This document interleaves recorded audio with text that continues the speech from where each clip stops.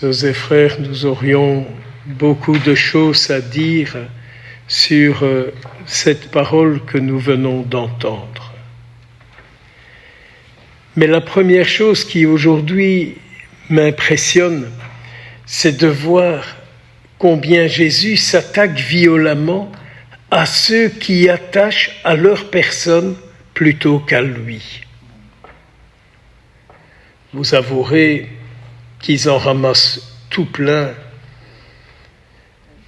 à la figure, pour pas dire un autre mot, ces fameux scribes pharisiens et tout le reste, quoi.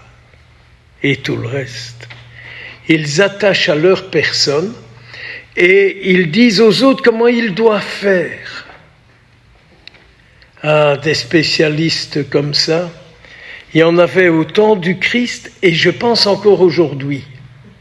Des spécialistes pour dire aux autres comment ils doivent faire, mais eux-mêmes, ils ne font que ce qui leur passe par la tête, quoi.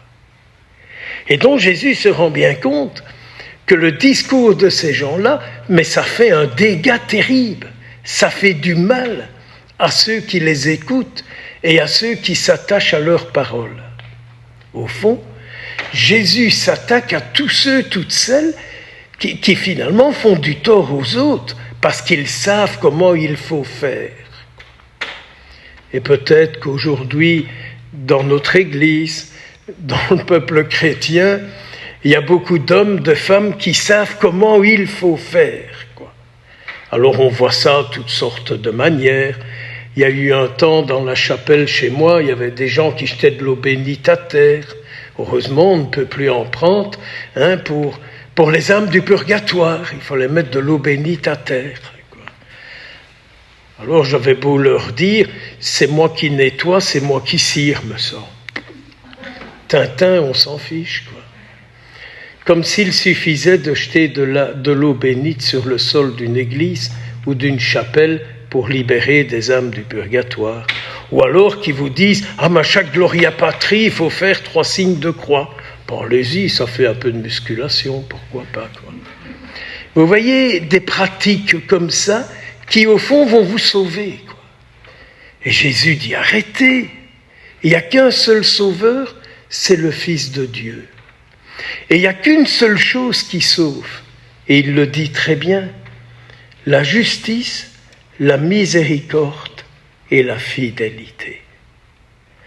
Mais en vous, en moi, la justice, c'est qui, c'est quoi? Qui est la justice en moi? Qui? Le qui est capital. Qui est ma justice dans ma relation avec vous et vous avec moi? Quel est ce tiers que j'utilise pour dire ça c'est vrai, ça c'est juste, ça c'est bien, quoi? Mes sentiments, parce que ça me plaît, ça me convient, ça m'arrange. De temps en temps, il est bon d'entendre Jésus nous dire « Remets-toi un petit peu à l'heure. Remets-toi un petit peu à l'heure. » Et puis la miséricorde. Souvent, on limite la miséricorde en croyant que c'est un coup d'éponge sur tout. Mais la miséricorde, c'est l'amour de Dieu qui se penche sur la misère de celui qui ouvre sa misère au Seigneur. Combien d'hommes, combien de femmes aujourd'hui n'osent même plus ouvrir leur misère à un prêtre, à un religieux, à une religieuse, à un chrétien, sans directement ramasser un discours, quoi. Oui, mais quand même, il n'y a qu'à. On finira par avoir une église de petits Indiens, il n'y a qu'à. Yaka et Yaka.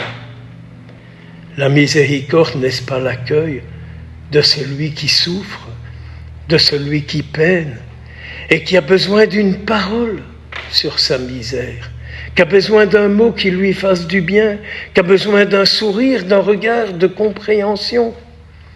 C'est la miséricorde que je veux. Et ce que je veux, c'est la fidélité. Eh bien oui, mes sœurs et mes frères, les gens, le monde bénéficiera de notre fidélité au Seigneur. Le cadeau que nous sommes pour le monde, c'est notre fidélité au Christ. Plus nous sommes fidèles au Christ, et plus le monde pourra rencontrer Jésus, l'écouter, lui parler, vivre avec. En écoutant ces quelques versets de la deuxième lettre de Saint Paul aux Thessaloniciens, je me dis, mais j'ai l'impression que c'est aujourd'hui. J'ai une sainte dame qui vient à la messe tous les jours chez moi, mais une sainte personne. On lui donne le bon Dieu avec la confession une fois par mois, tellement elle est sainte. Néanmoins, elle va toujours raconter à ses enfants et à son entourage, mais il faut vite revenir au Seigneur parce que c'est la fin du monde. Et alors, elle alimente comme ça toute une littérature qui parle de la fin du monde.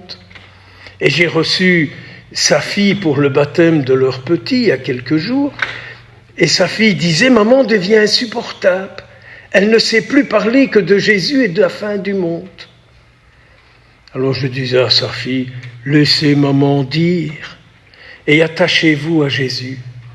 Et vous verrez que Jésus n'est pas venu pour faire peur, mais que Jésus est venu et quand il vient, il dit « Je suis le prince de la paix ». Combien de fois d'ailleurs, notre Seigneur Jésus, après sa résurrection, quand ils sont tous un peu enfermés parce qu'il n'est plus avec eux, il leur dit « Mais la paix soit avec vous ». Regardez dans l'Eucharistie, le nombre de fois où le prêtre in persona Christi dit « Mais la paix soit avec vous ». Alors soyons paisibles, attachons-nous à Jésus-Christ, lions-nous en pensée, en parole et en action avec le Christ. Et Jésus nous bénira chacun, chacune.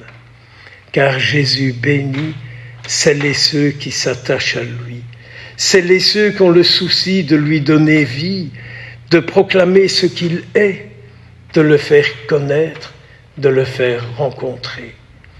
Mais puis-je vous aider à rencontrer Jésus, si moi-même je n'ai pas le souci de le rencontrer et de vivre avec? Dois-je vous parler en théorie ou en expérience? Les connaissances. Une connaissance n'engendre pas la vie, mais une rencontre avec quelqu'un nous amène à une relation intime avec lui.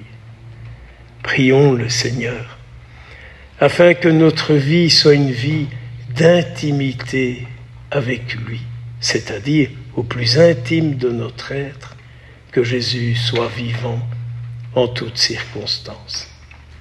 Amen.